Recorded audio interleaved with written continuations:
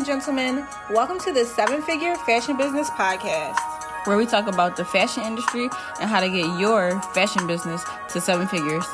From manufacturing strategies, cut and sew designers, to fashion hot topics and the latest fashion trends, I'm your host, Monica Monique. And I'm your host, XYZeee.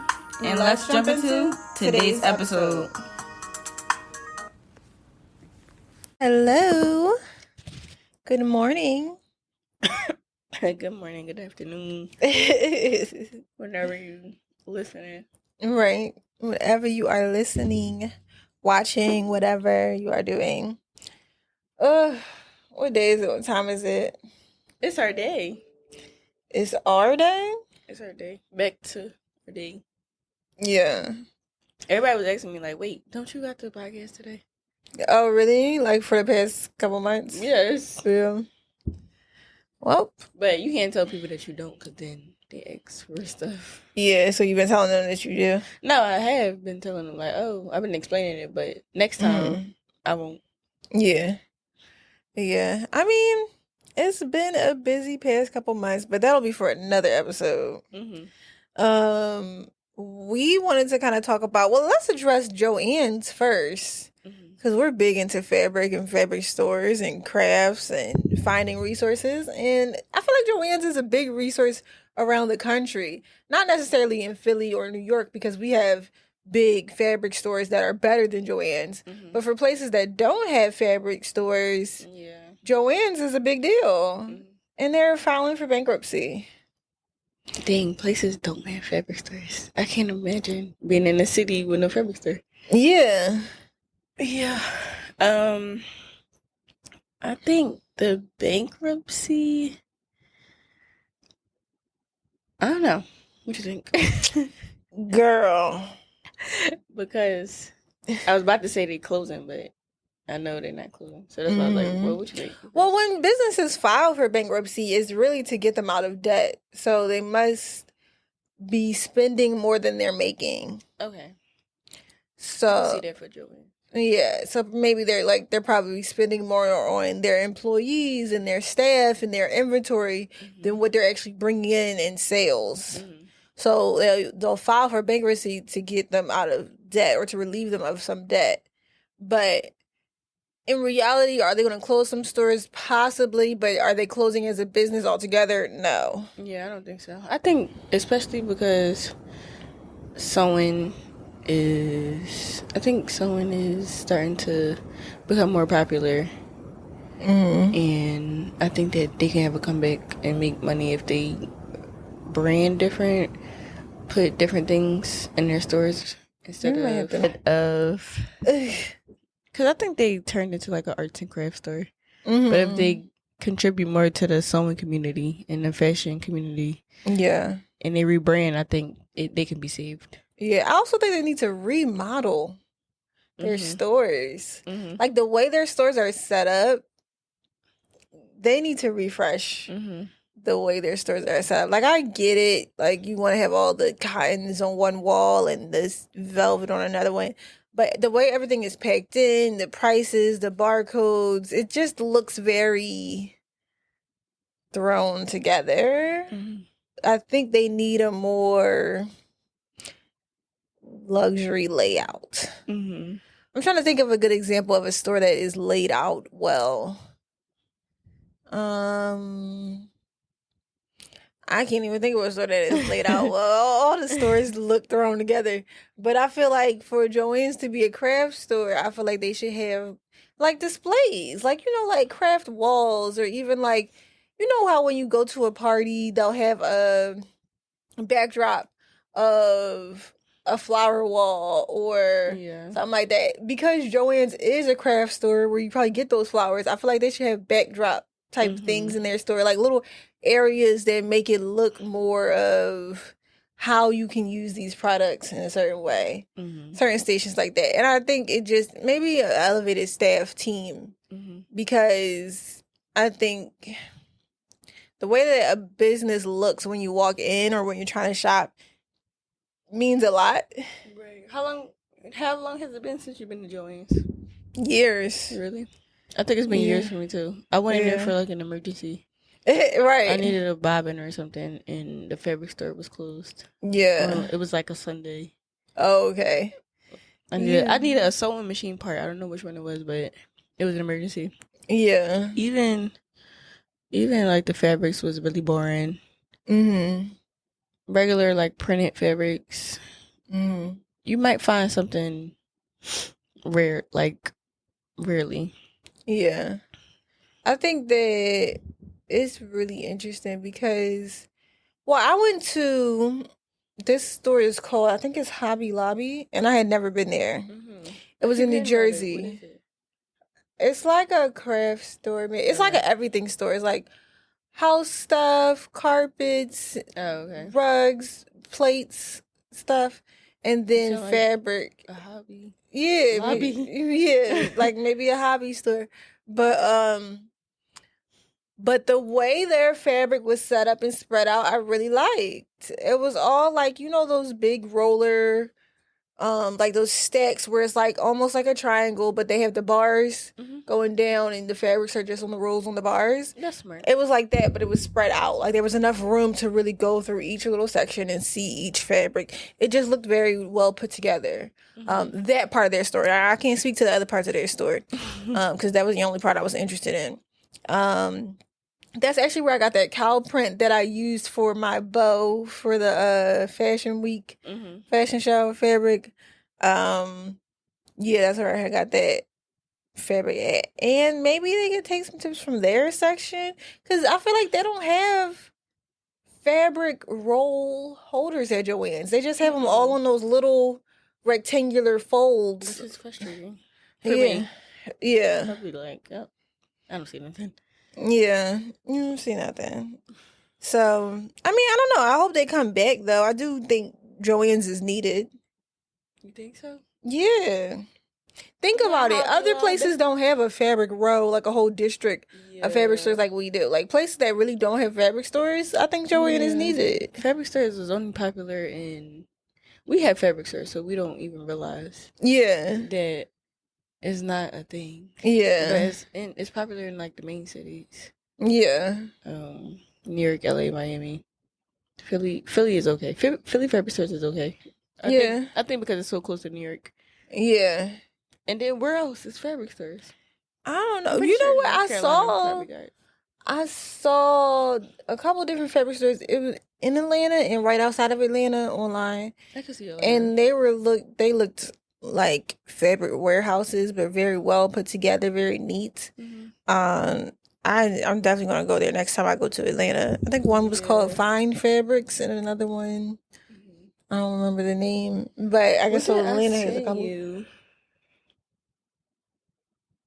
It was something in Atlanta. It was like a mall, but it was a fabric. It was fabric and it was clothes. It was like a wholesale. I don't know. Long ago. Yeah, maybe I don't remember, but yeah, I guess fabric stores. And again, all major cities that we just named. Yeah, and I feel like crochet is becoming very popular again, and I think people probably go there for crochet materials, right? I think art is becoming very popular. Art in general? In general. From, well, it could just be my newsfeed, my timeline. But just because of social media and you can post and get your business out there, I think people are starting to, like, take on the artist dreams more. So I can see it being very popular. And from Etsy. People sell whatever on Etsy. So I can see, I don't know. I can see Joann's being successful.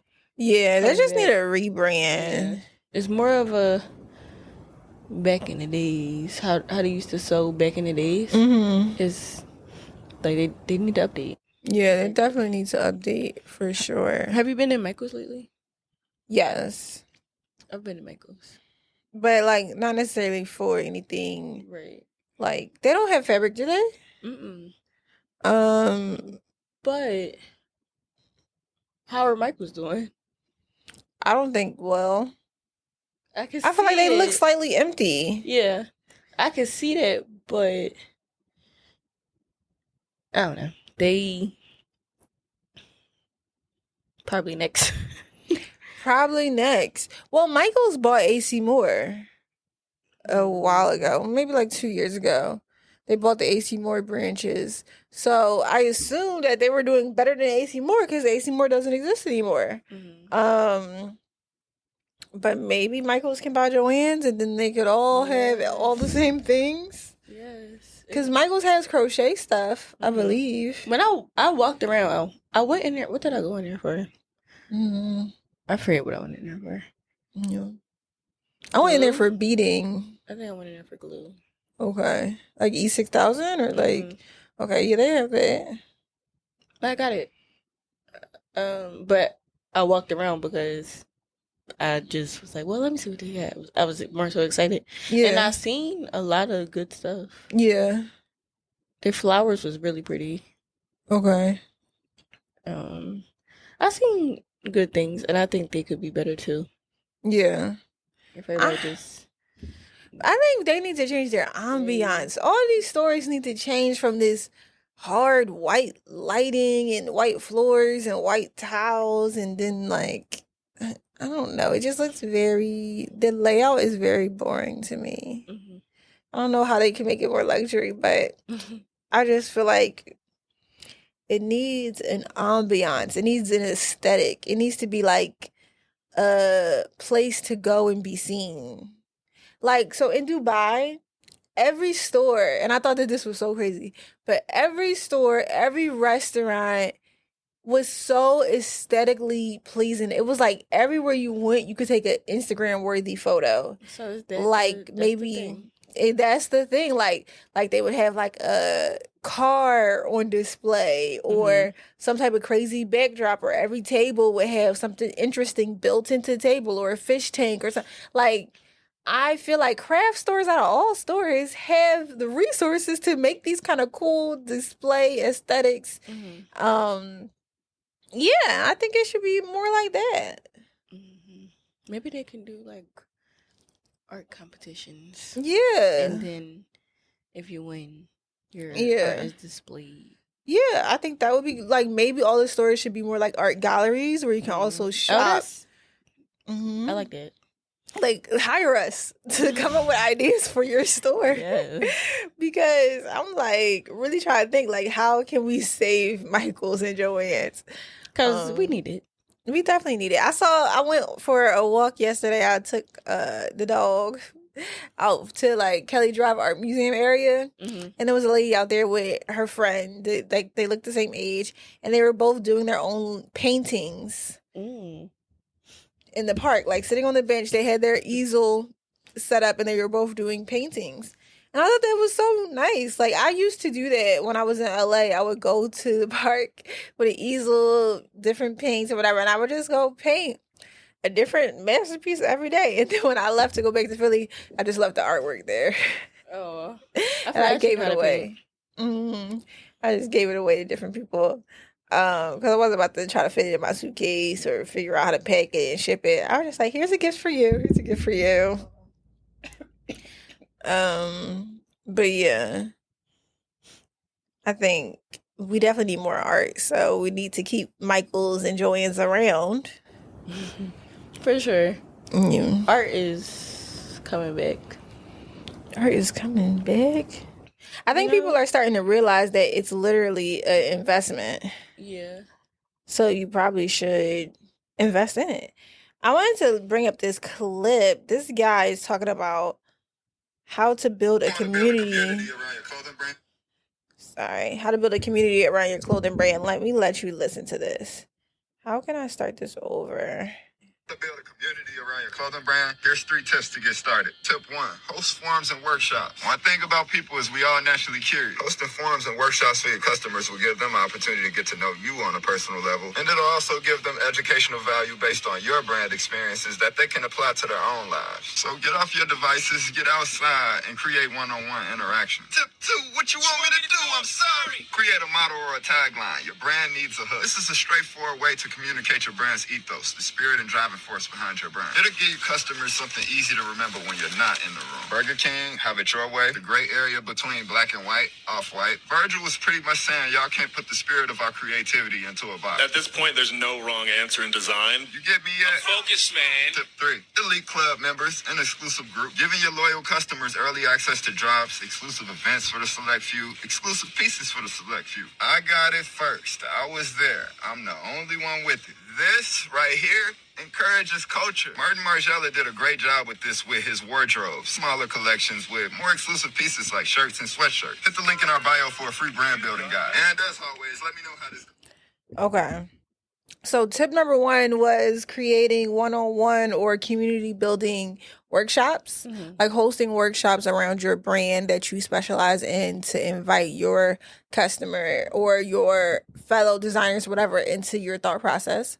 Tip number 2 was having a tagline, like how Burger King has Have It Your Way, or how Off-White has the gray space between white and black.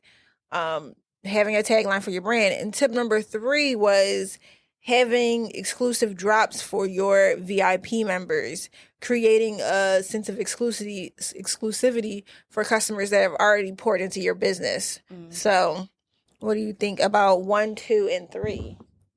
Number 1, I believe I could see it. And having exclusive workshops? Yeah. I only could see it because I see how successful every other designer that do workshops and classes and stuff, I see how well it goes for them, and it seems like it's always super big, and maybe they make more money that way. How do you feel about number 1? Love it. Yeah, but I feel like that's really important to me. I feel like my internships and working at my store is an exclusive workshop. Like the people who work in my business always end up with businesses. And I think it's because they get to learn and see hands-on how businesses run, how to talk to your customer, how to have a consultation, how to do measurements, how to track sales, how to keep track of your orders and your customers, and how to write down the different information that you need. I feel like that's an inclusive workshop that you just come to weekly, but in addition to that, even me traveling to Bali to speak to those girls, and even speaking to them on specific topics and mindset, that's an exclusive workshop that the women still write me and talk about the benefits from that. So I feel like, exclusive workshops are necessary. Even the Queen of Diamonds brunch I'm about to have, that's about to be an exclusive workshop for prom and wedding designers, just to connect with each other and, learn from each other. And I have all these little games and stuff set up for us to get to know each other and talk about our businesses and stuff. So I think it's necessary, and I think it's what people want. Yeah. People want community. Yeah. We're itching for community. Yeah, it's definitely necessary. I just learned it. I feel like I never thought about it, but seeing it is definitely necessary. And being at the store, I definitely learned business. I wanted to go into talent, but you forget about the business side, and it's definitely something that you need. Yeah, it's definitely something that you need, and I feel like, I don't know, I might end up having basic. I was thinking of maybe having exclusive days for the people who have worked in my store, where we can all come in and work on each person work on something for their own brand, but we're all going to be doing it in the same room together. I think so. One of the days where it was me, you, Nia, Dominique, even though I wasn't barely there because I was running around. That was the day I was running around trying to get a certain gown done, but the conversation was really nice. Y'all were talking about, how going to church and religion and affects how you treat your customers and how you deal with your family and friends. And I think having days like that where everybody can come in and kind of work on their own thing, but be in the same room, kind of talking to each other about different things about the fashion business or our businesses in particular, might be something really interesting and cool to try out, especially to record it for our content, but for other people to kind of get a peek into that room as well. I think that kind of exclusive community would be beneficial. Yes, for people to see. It will. And for you all, for all of us, yeah. Yeah. I don't have nothing to say. I'm just yeah. You agree? Yeah. Yeah. I mean, living it, even from when it happened years ago, it was so beneficial years ago. Mm-hmm. And now we back. Well, we was back. And I went home and I realized how important it was. Mm-hmm. Yeah. Number two was tagline. Yeah. I think it's important. I'm trying to think of another brand's tagline. Like, I would know the food ones, but fashion-wise... Yeah, no. But can I say, like, randomly things from my childhood, like, pop in my head? Like what? Like, businesses, like Tech, Burger King. Mm-hmm. Lucky Charms. Yeah. Or, what was the brand with the leprechaun and the cookies and he was in the tree? I remember these commercials. Cereal commercials used to be popping when I was a kid. Oh, yeah, we had commercials. Now we got Tricks TikTok. Are for Kids. Yeah, you know. Now we got TikTok. Because TikTok is what's getting stuck in everybody's head now. Yes. The commercials was what got stuck in our heads. But I like some stuff, like Disney Channel shows, still pop in my head. Like, it'll be like a trigger word. If you say, have it your way, I'm going to think about Burger King. Right. Burger King sounds good today. Maybe I'll go get Burger King. Right. Like, right. So I agree with it because stuff from my childhood still pop in my head. Yeah. I can't really think of a fashion brand though. Yeah, I'm trying to think of a fashion. I mean, Nike just do it. What's another one? Like, does Louis Vuitton have a tagline? Does Chanel have a tagline? Does Zara have a tagline? Like, no. I don't think so. What's another big brand? Primark, H&M. Yeah, nobody. Lululemon. Just like Nike. Just Nike. Like, what? The Puma. Do they have a tagline? Like, Fenty. Like, even, like, Skims. Like, I can't think of a tagline for any current brand that I shop from or that I don't shop from. I can't think of a tagline. Or even like a popular commercial from any of these brands. Just Nike. Yeah. Adidas, no. Pretty Little Thing? No. Is the tagline the name? Pretty Little Thing? I don't know. So maybe it don't work with clothes. Maybe. I mean, if it does, like that tagline about Off-White, I never heard that until just now. I didn't know they had a tagline, like the space between white and black. I did not know that was the tagline for Off-White until he just said that.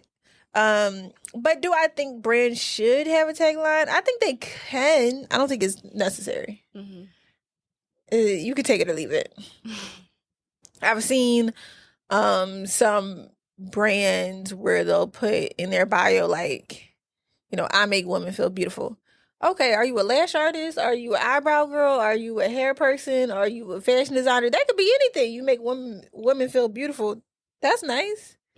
Are you a therapist? Like, you could be anything. I don't know. Are you a surgeon? It could be anything. But number 3 was exclusive drops. Dropping things to your own community. I think that's necessarily. Yeah, we say that all the time. We do say it all the time. Like, we should. What's going on with your neck? I'm going through it. Like, I always say I should do more exclusive drops. I feel like, do I ever?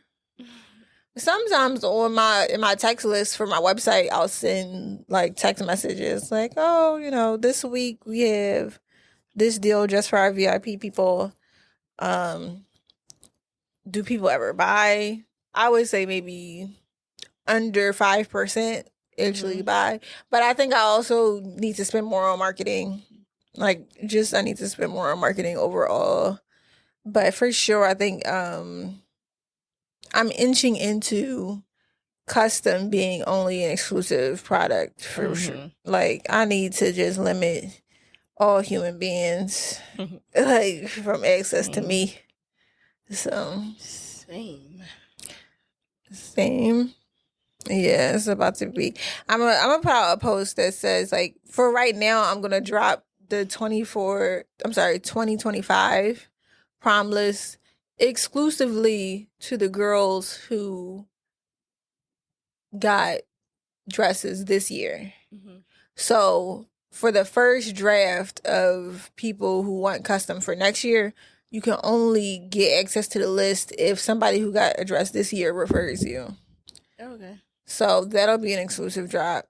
And then for my 2024 class of 2024 who just finished, I think I'll probably give them an exclusive code for either a birthday dress or a homecoming dress for the next year. So I'm going to give them access to that as well. That's smart. Yeah.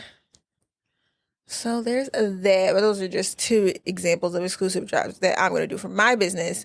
What about you? Exclusive drops. You know, I just want to be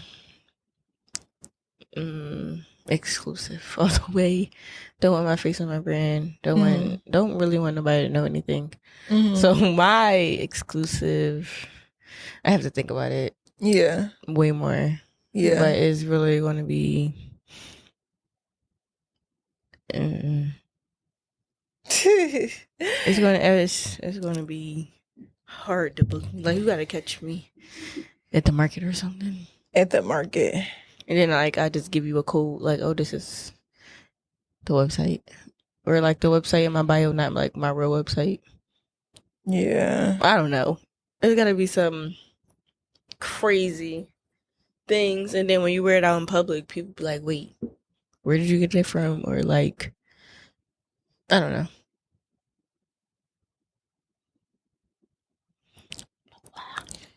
Yeah. I'm sorry, I had to respond to this comment. So then I also wanted to talk about this psychology trick to make customers love your brand. So let's listen to this. Psychological trick to make customers love your brand. Use the rule of three. The rule of three is a powerful communication tool that makes your brand memorable. The human brain works in patterns. By using the rule of three, you make it easy to remember your brand. Here's how to use it. Use 3 acts to create stories for your brand. Use 3 words in your slogans and taglines. And use 3 colors to create your brand color palette. Use the rule of three to make customers love your brand. Psychological trick to make customers. So when he talked about using the rule of three, he talked about, number 1, using 3. Hold on, let me wait for it to pop up. It says use 3 acts in your brand story. So setup, confrontation, and then resolution. So the setup is introduce the characters in your brand story, you and probably your customer, right? Number 2, present obstacles. That's like, what problem is your product solving? And 3, resolve the conflict with the solution, which is your product is the solution to this problem. If I was to, let's say, have a short brand story for even just my prom season customers, if I introduce characters, an example would be, I would introduce parents because I love talking to the parents. So I would say, my customer is the mom or dad who's looking for a professional custom designer to bring their daughter's dream dress to life without any mishaps in that process. The obstacle is you would have to, come, I don't know if it's an obstacle, but you have to do our consultation first, so we can go through your ideas and go through that process. I think maybe a confrontation is more of the problem, I guess. So I would have to say, like, okay, the problem is that it's hard to find legitimate custom designers that are actually going to deliver the product that you are looking to have. Clearly, everybody hears horror stories about prom season every year. due to designers taking orders that they weren't prepared or had the skill to be able to. I didn't hear horror stories this year, which is really good. Oh, that's good. I heard a couple. And then the solution is to go with your business. So use 3 acts in your brand story. Then he says the second one is use 3 words in your slogans or tagline. For example, Nike, just do it. I don't know what another tagline is. That's 3. Yeah. But whatever. And then use 3 colors to create your brand color palette. So let's say black, orange, and gray, red, burgundy, and black. Basically using those 3 colors throughout to have your But did he say why 3? He said it's the rule of 3. He said that's how people brains operate is, I don't know, the way they. And then it says also have 3 product options in your pricing. So, for example, 99, 129, and 199. So if you have, let's say, a clutch, a wallet, and a purse, then those be your 3 main items throughout your whole collection, just in maybe different colorways. But have the clutch be 99, the wallet be 129, and the purse be 199. Do I feel like I have a 3 main products? I guess the mini dresses, the gowns. But what's the third thing? Corsets?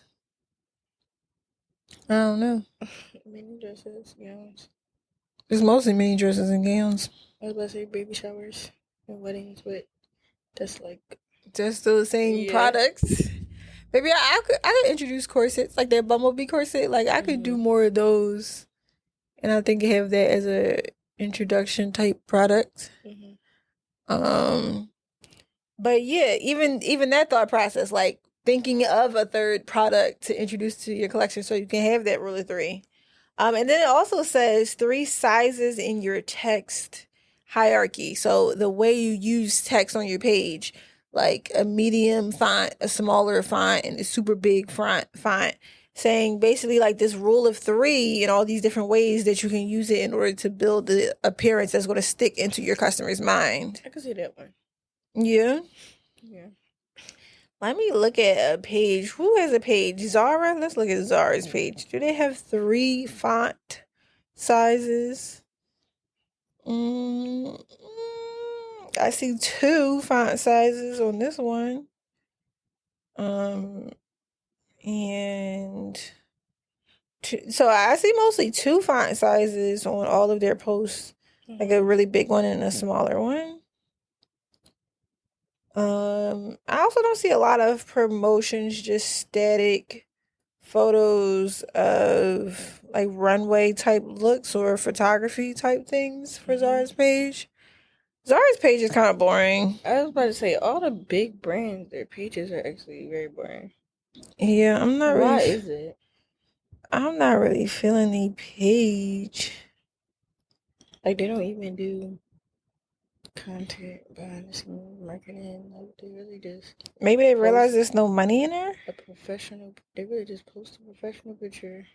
I mean, this is 3 different font. This is, first of all, 3 different types of font. None of these fonts are the same. Probably because they say when, so they don't even want you to look at it because you got a chance to win probably. Yeah, this one's a different one. This one is Pretty Little Thing. Pretty Little Thing's page is more vibrant. I like their pictures more. It makes me want to scroll through the page more than Zara's. Let me go to, what's a couture designer? Let's think Prada. Let's go. I'm going to go on Prada's page. See what their page is looking like. A lot of, again, like magazine photography and then red carpet looks. I think their page is slightly boring too, but I don't know. I guess you get the point of the product brand. I don't like it though. The page overall is sloppy. It doesn't have like a cohesive look. What does Gucci look like? Gucci Shout out to my Gucci. What do you know about that? The clip. Mm-hmm. Gucci made the list. You know what? This is a nice page. It all looks like Gucci. It's very cohesive. Mm-hmm. They have their logo everywhere, even their backdrops. Even when it goes from a different scene to another scene, it still looks like this is the same brand's page. So I actually do like Gucci's. I'm on their Instagram, by the way, for those of you listening, but I actually do really like their page. Everything looks very cohesive and well put together and neat. Okay. So, are they using the rule of 3? No clue. I think they're using the rule of 1 because they just have like their Gucci letters and logo the same way over a lot of the photos. But I think that painful. It's giving branding now. Huh? That was so painful. What? Yawning. Oh. It's giving branding. It's giving marketing team. Yeah. I don't know what's on Prada and Zara, but it was not giving I have a marketing team.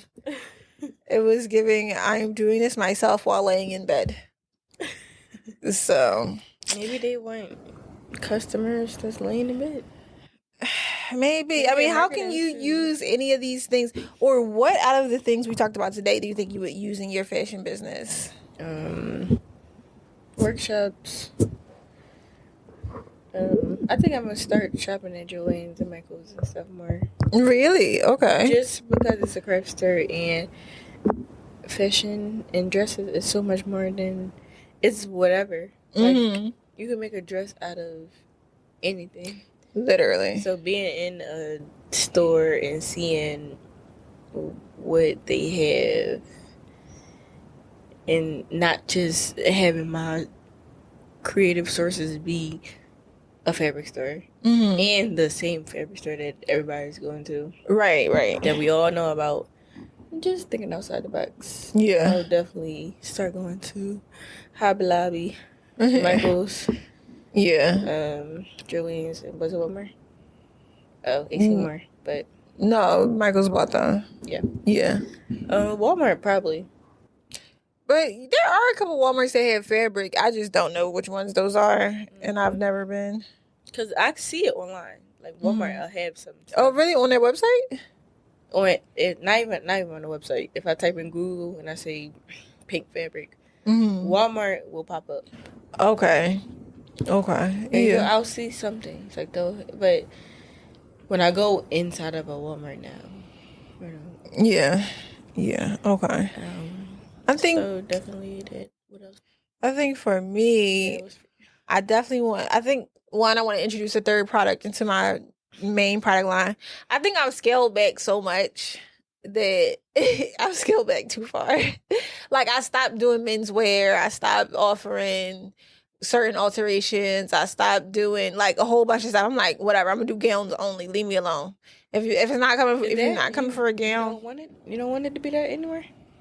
No, I do. I just want it to be specific. Like, so basically, I like just having gowns, but I think I could also do gowns, mini dresses, and corsets since I think when I do the corsets, like, I don't know if you remember the Ladybug jacket that I did, and there was another corset that I did before that, which was, this was years ago, but it was, well, that was a dress too. But even that dress, with the lady bought it for the event, the black one with all the random rhinestones on it, whatever. And I wanted to do dragonflies on it, but I couldn't find dragonfly pins. But stuff like that. If I just did specialty corsets with all like these little like animal pins and like different design aesthetics on these corsets, I would love to do that as more of a creative outlet. Because I think they're all like different and cool. But I just want to do only stuff that I wanted to do. That's why I was like, okay, what would I want to do? I think it would be corsets, mini dresses, and gowns, and that'd be it. I don't care nothing about no pants. I don't care nothing about no blazers. I like wearing blazer dresses and stuff like that, but I don't want to make them custom. I can have it as my collection when I get it manufactured, but custom is a no. But yeah, I think I would introduce that rule of 3. And then I like the idea of the 3 pricing numbers, but my pricing is going to be like 500, 1,000, 2K. Does something like that, right? Their stuff be either $20 or $50 or $110. Oh, really? So every time I look at the tag, I really know how much it's going to be. Oh, okay. Like, it's never really 30 and 80 and like it's all the same price every single time. Yeah. And he didn't say it in this video, but in other stuff we've talked about, they talk about the 99 versus 100. And 100 is more of an exclusive number, like you're not trying to discount nothing. And then when you put 99, it's more of a discount mindset for items. So if you're trying, yeah. So when you're trying to say that something is on sale or of lesser value, you put this is $99. But if you want to give it a more exclusive feel, you put it's $100. Okay. Or it's $1,000 versus $999. And that's why I always have even numbers. I don't never put nothing that's 99, 98, 97. 50, 100, 2K, whatever. Like, I don't put no 99s or any of them. Because people will inch you down all the way to, like, if you go on some websites, they'll put everything is something 97 or, something 98. Like, who has time? Just give me the rest of the dollars. Give me $100 bill. I'm not giving you $1 back. Just give me the hundreds. But yeah. All right, you guys. All right, you guys. Missed you. Seriously. Make sure you count your blessings. Oh, before you count your money. Bye. Bye.